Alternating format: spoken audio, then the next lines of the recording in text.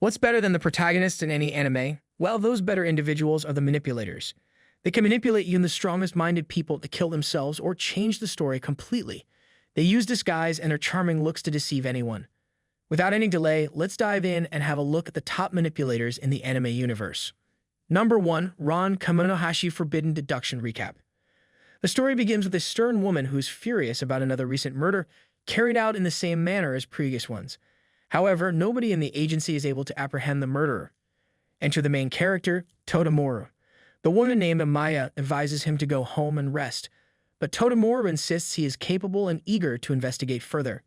Despite his determination, Amaya remains indifferent. Disheartened, Todamoro seeks advice from the elderly Kiko. Kiko bluntly tells Todamoro that he's terrible at investigations, having let the same culprit escape 3 times and even mistakenly reported him to the police.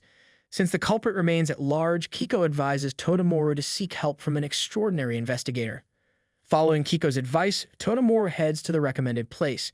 However, as he approaches the door, a voice instructs him to leave, refusing to offer assistance. Todamoro mentions Kiko's recommendation, prompting the person behind the door, who turns out to be a manipulator, Monohashi, to reluctantly open up. Hashi, a descendant of Sherlock Holmes, appears vastly different from his portrayal in the stories, with a vacant gaze. Despite Todamoro's persistence, Hashi is unimpressed and initially rebuffs him. However, Hashi possesses extraordinary skills, exceeding even a 1000 IQ level, and effortlessly solves the most challenging cases. He was once the top student at Blue Academy, which trains the world's top 1% detectives, but was expelled due to his mysterious eye, which compels culprits to obey his commands, often leading them to take their own lives. Nevertheless, Hashi remains intrigued by new cases and agrees to assist Todamoro. Together, they successfully solve the initial case. However, Hashi's sinister tendencies surface when he orders a barber to die, but Todamoro intervenes, saving the man's life. This incident prompts Hashi to recognize that he can collaborate with Todamoro, as the latter can prevent the culprits from facing dire consequences. Number 2. Battle Game in 5 Seconds. Akira is the main character and manipulator in this story. Like many nerds around the world, Akira spends his time playing games in his messy room. One day, a giant mummy-like figure tries to kill him, but being a skilled gamer, Akira dodges the attacks and manages to defeat him. Shortly after, Akira encounters a cat girl named Mayan, and a timer appears on the screen, counting down from 5 seconds. When the timer reaches 0, Mayan kills Akira with a cannon. Akira wakes up to find himself handcuffed alongside others who are all deceased. Mayan reveals that they are all participants in a game where each person possesses a unique ability. Their objective is to eliminate each other, with the last person standing declared the winner. This marks the beginning of Akira's journey as a manipulator, as he gains the power to determine others' perceptions of his abilities. It may sound bizarre, but it's a perfect ability for a manipulator. Akira engages in a one-on-one battle with Madoka, who can create weapons out of thin air. However, Akira manipulates the atmosphere to make Madoka believe that he possesses the cannon ability, allowing him to defeat Madoka using this deception. The story progresses to a 5-on-5 team battle, where the team with the most wins will emerge victorious. However, instead of death for the losing team, they must don bunny dresses and serve the winners, an unexpected twist in the game's rules. In this segment, new characters emerge such as Yuri, who can amplify her power by 5 times, Madoka, Rin, whose power remains unknown, and a young girl named Ringo, who can copy 10% of others' powers, among others. The battle continues, with 2 losses and 1 victory for Team Akira. Akira finds himself matched against an opponent capable of blocking attacks. Despite Madoka's belief that Akira's power lies in a hand cannon, Akira's attempt is thwarted by the opponent's defense. However, Akira outmaneuvers him and secures the surrender.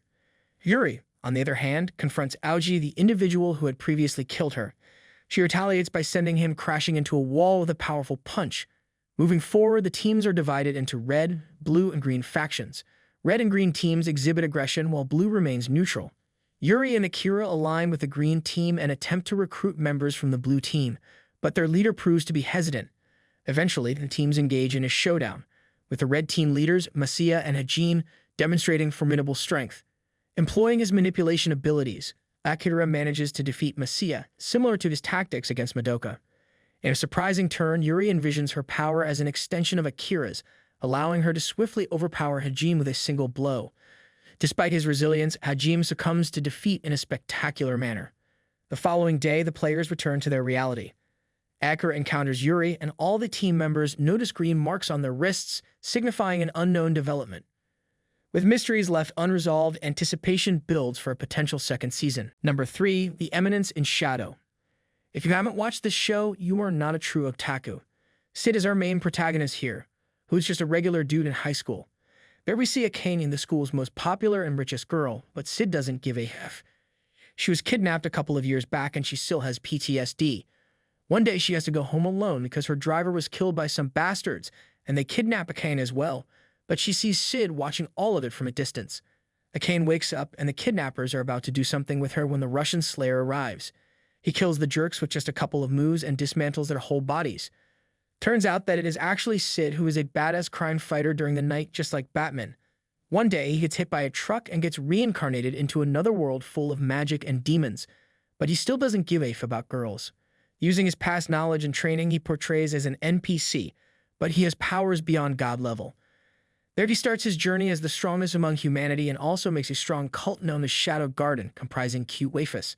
The team thinks that their master is an absolute G and can never be killed. From there on, multiple girls have a crush on him, but he can't even remember their names. One day, Princess Alexa is kidnapped, who also has a crush on Sid, so the knights torture and beat Sid as he was the last person with her.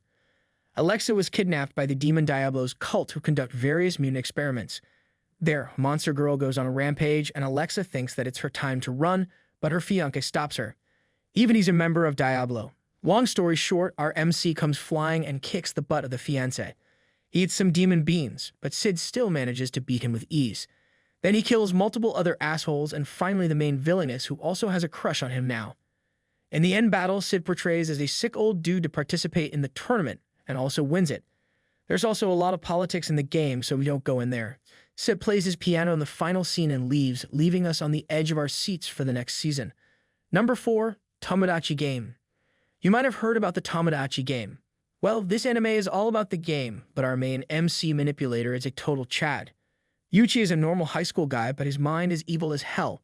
He and his friends collect money for an amazing trip, but the 2 million yen are stolen. The two friends, Shiba and Shai-Hao, responsible for the collection, suddenly stop coming to school and stop replying as well. Yuchi is called to school at night where all of his friends have gathered, but this is where the fun begins. The gang is kidnapped and thrown into the Tomodachi Game. The mascot, Manabo, arrives at the scene and tells them that someone paid the lost money to make them get into the game. Turns out that there is a rotten egg among the friends. Yuchi starts going all in on his manipulative skills. They clear the first round with a bit of difficulty, but the second one was a game changer. Yuchi knew exactly what to do, and so he does. Turns out that Tenji is the one who betrayed them just so he can get close to Shihao, but in the process some dark secrets of the friends were revealed, parting them from each other. Just as Tenji is about to go to the next round, Yuchi reveals that he also lied, so he goes to the next round as well. There we have Tenji and Yuchi versus Group K. Yuchi's sinister personality kicks in, and he manipulates the Group K completely, ending in such a result that the Group C won. After that, they are sent back to their lives, but Shiho's father dies as she had told him about the game. Yuchi wanted to destroy the administrators, but in the end, it is revealed that he was the one who came up with the idea of the Tomodachi Game. Number 5. No Game, No Life. This is quite a unique anime with a story about two siblings named Sora and Shiro. These two are the unbeatable players of the game named Blank. One day, they receive an unknown message asking if they want to live in the same reality as the game. Just as they agree, they fall into the game that has a god named Tet. The game has 16 disc boards from different species and even animals. The goal of the siblings is to capture all 16 of them and become the true gods, bringing everyone from everywhere under one rule. Shiro is a highly notorious girl with moves that only the gods can predict, but she has difficulties in understanding the emotions of others. Sora, on the other hand, is the real manipulator and the brains behind the moves. He has a seductive ability and knows how he can make anyone fall into his trap. In this world, there is no war but games to settle scores among each other. So, as the representatives of humanity, the two siblings are up against the fantasy world to take control of Blank. Number 6. Classroom of the Elite. Everyone knows about the Classroom of the Elite anime. It was a real hype when it was announced, and fans were dying for a new episode each week. The story revolves around Kiyotaka Ayano Koji, who studies in a Tokyo school. The class is 1D, just like 3D. The school is designed to train the best students of Japan. A merit system is announced that gives each student 1 point, with each point being equal to 1 yen. There, Kiyotaka meets a girl named Kiku Kushida, and one of his classmates who is considered an enemy, Suzu Horikita. After some confrontations with Horikita, they finally get along, but Kiyotaka has something else in mind. The merit system allows each student a limited amount of points, and their points depend on merit and exam scores. So everyone uses them instantly, while Kiyotaka keeps his guard up. Then the class is engaged in exams where Class D stands among the top, mocking the other top classes like Class A. After that, the classes are sent to a desert where they have to survive and earn the most points to win. Kiyotaka comes up with a mind-boggling plan that shocks even the strongest of minds, and Class D stands tall again. All this is due to Kiyotaka's perception and having no feelings for others. He grew up in white rooms and only sees others as friends, allies, or even enemies. His main aim is to win, no matter the consequences and the cost. Number 7. Attack on Titans. You've been living under a rock if you haven't heard about Attack on Titan, the anime of the year in 2022 and also featuring the best main character. Here we have our protagonist, Eren Yeager, who possesses the power of the Attack Titan and the Founding Titan. And on the other hand is our antagonist, well, he's also Eren Yeager. Eren has the ability to see the past and future, so all of this exists simultaneously for him. He plans to wipe out 80% of humanity. Some people kill their beloved for the world, and Eren plans to do the opposite. He uses his brother Zeke to make him believe that they will make the Eldians infertile, so the power of the Titans will vanish. But he just wanted to awaken the Founding Titan by connecting with someone from royal blood. So he did and used Ymir, the first Titan, to take his side and help him wipe out humanity. He manipulated the first Founding Titan, which is pretty cool, right? In the memories of the past, we see that Eren even manipulated his own father to obtain the Founding Titan. This scares the hell out of Zeke. But the last plot twist is yet to come. He even made his friends realize that he doesn't care about them so they can stop him in time, and even embarrass Mikasa so he can finally be killed by her at the last moment. Now for the last surprise, the biggest plot of the century. Eren made the Titan eat his mother so he could save Bertholdt in the first episode. Eren is one hell of a manipulator, and the story plots are just amazing. Number 7. Code Geass, the Loach of the Rebellion. Code Geass was launched in 2009 in the USA, and is by far one of the best anime if you love mind control. The story revolves around Lelouch, a prince who was exiled to Area 11 of Japan after the death of his mother. So he swears to get his revenge.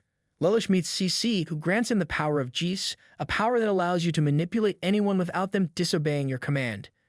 Using his intellect, Lelouch forms a resistance team in Japan known as the Black Knights.